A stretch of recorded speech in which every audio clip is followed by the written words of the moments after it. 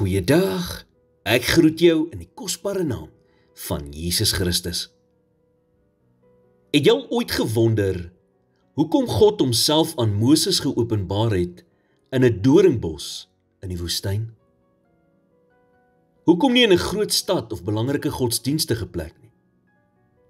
Dalk is dit omdat God wou wys dat daar geen plek op hierdie aarde is, nie eers 'n doringbos, waar hy nie teenwoordig is nie. God is alomteenwoordig. Hy is altyd daar, selfs al is jy nie van hom bewus nie. Selfs wanneer jy nie sy teenwoordigheid voel nie, kan jy altyd vashou aan die feit dat hy daar is.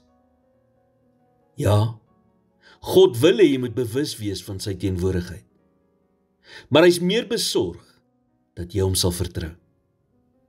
Ons leef deur geloof, nie deur aanskouing of deur ons gevoelens nie. En die situasies wat jou geloof die meeste sal strek, sal daardie tye in jou lewe wees wanneer die lewe uitmekaar uitval en God nêrens te vind is nie.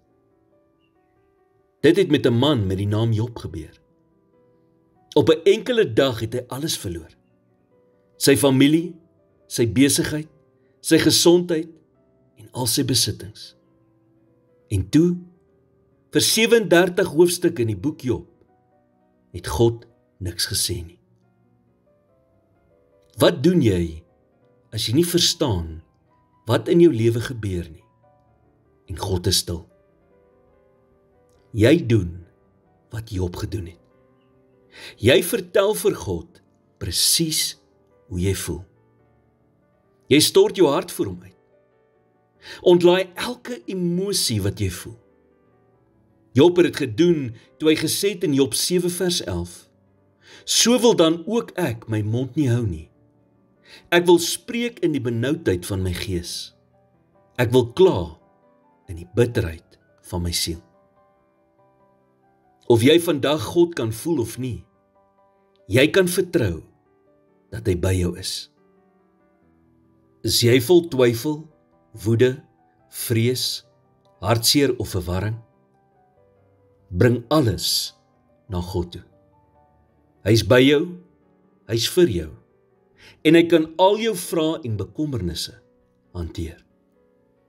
Soos die woord sê in Romeine 8 vers 31, as God vir ons is, wie kan teen ons wees? Here, vandag kom stort ek my hart voor U uit. Ek gee al my vrese, bekommernisse, hartseer en emosies, en ek vra dat U my hart sal vul met U vrede. Lei my voetstappe en gedagtes, sodat my lewe U liefde kan weerspieël in alles wat ek doen. In Jesus naam bid ek dit. Amen.